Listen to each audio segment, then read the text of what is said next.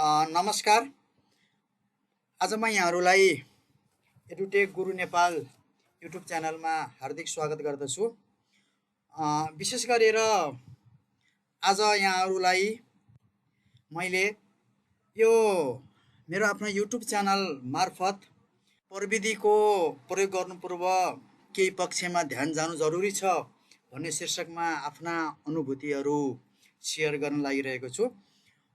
वर्तमान समयमा शिक्षक तथा विद्यार्थीहरू एआई भनेर असाध्यै यसमै झुम्मिने गरिएको छ।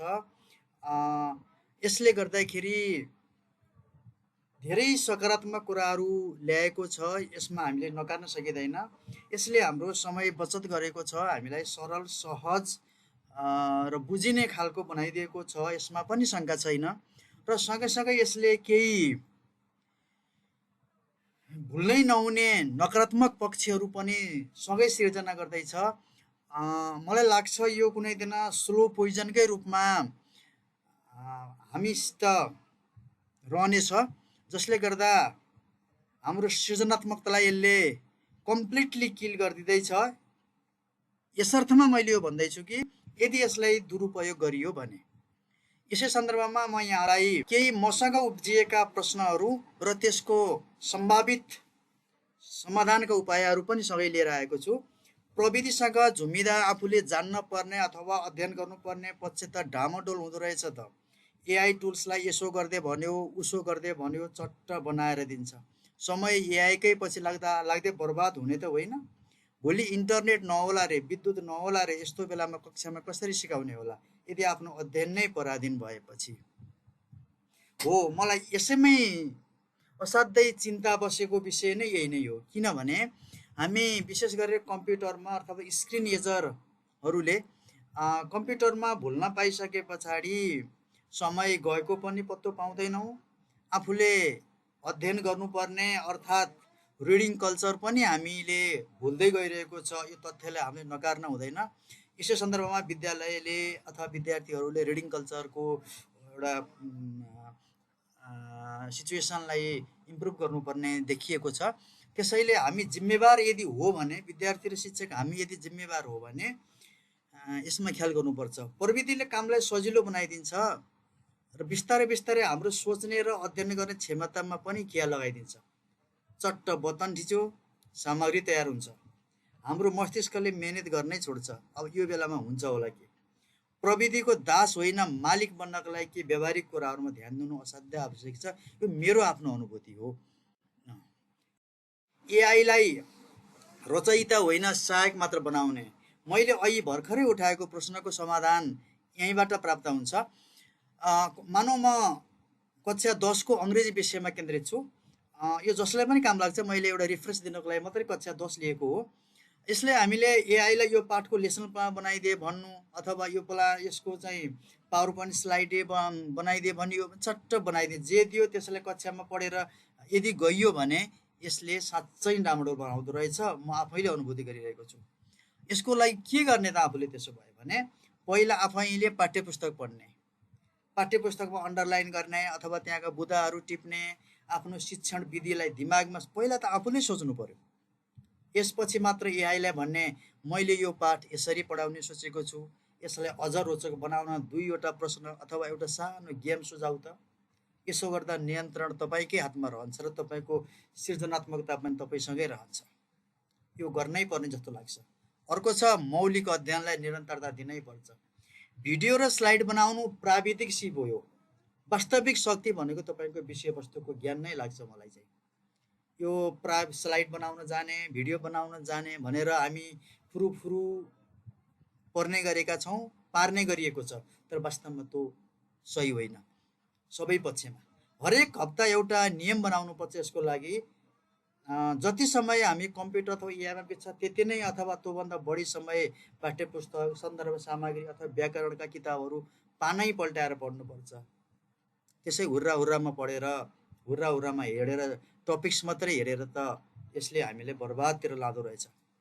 पुस्तक पढ्दा मस्तिष्क सक्रिय हुन्छ, यो त विभिन्न अनुसन्धानले देखाएकै छन्। तर स्क्रिनमा बस्दा मस्तिष्क एउटा पाटोबाट अल्छी नै भन्छ। प्लान बी, प्लान यो भनेको प्लान ए भयो। अब प्लान बी को लागि हामीले नेपालको सन्दर्भमा भोलि बिजुली नहुन सक्छ, प्रोजेक्टर बिग्रिन सक्छ वा इन्टरनेट नचल्न सक्छ। त्यस्तो अवस्थामा आफैले सोध्नुहोस्, लाइन गयो भने मैले भोलि के गर्ने, ब्ल्याक बोर्ड अथवा व्हाइट बोर्डमा कसरी पढाउने त?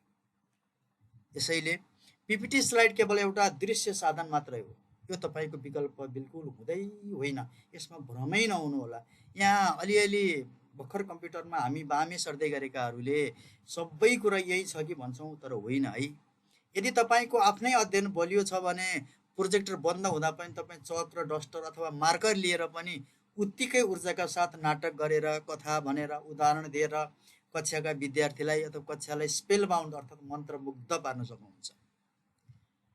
अब समय बर्बाद भइरहेको छ सदुपयोग। अब फेरि यो पनि हामीलाई प्रश्न आउँछ है, यदि तपाईँले दिनभरि एउटै स्लाइडलाई एनिमेसन हाल्न अथवा एआईमा च्याट गर्नमै भुल्नुभयो भने मान्नुहोस् तपाईँको त समय बर्बादी हो।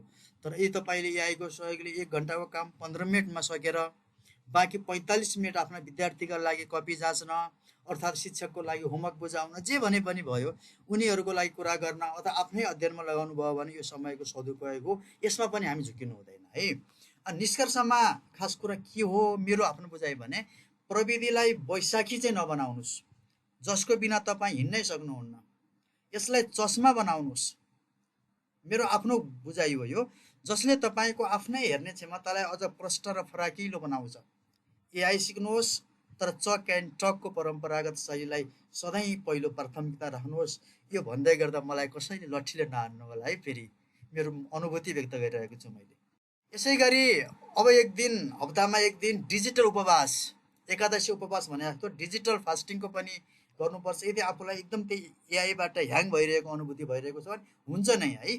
हप्ताको कम्तीमा 1 अथवा 2 दिन शनिबार अथवा कुनै एक दिन एआई टुल्स, क्यानभा अथवा कम्प्युटर स्क्रिनबाट पूर्ण रूपमा टाढा बस्नुहोस् है। त्यो दिन केवल साहित्यिक किताबहरू, भाषाका पुराना पुस्तकहरू वा पत्रिकाहरू पढ्नुहोस् मात्र भन्न खोजेको कुरा म पनि पढ्छु भनेको हो। यहाँनिर मैले कुनै आदेशात्मक कुरा गरेको होइन, यसले आदेश दियो भन्नु होला, त्यो होइन। आफ्नै हातले डायरीका नोटहरू लेख्नुहोस्। यसले तपाईँको सोच्ने र विश्लेषण गर्ने क्षमतालाई रिचार्ज गर्छ र मस्तिष्कलाई पराधीन हुनबाट जोगाउँछ। यसले साँच्चीकै अलिकति क्रिएटिभिटी पनि डेभलप गर्छ। प्रविधिलाई कक्षाको पूरक मात्र बनाउने विकल्प होइन, प्रविधि युज गर्ने एउटा पूरकको रूपमा राख्ने, त्यसलाई विकल्पको रूपमा होइन है। विद्यार्थीलाई विद्यालयमा प्रविधि हेर्न आउने होइन, उनीहरू आफ्नो प्रिय सरलाई भेट्न र सिक्न आउने हुन्। यहाँ सर भनेको छु, सर भनेको म्याडम पनि यहीँ समावेश भएको शब्द अहिले पछिल्लो समय भएको छ, यहाँ पनि अन्यथा नमानिदिनु होला है।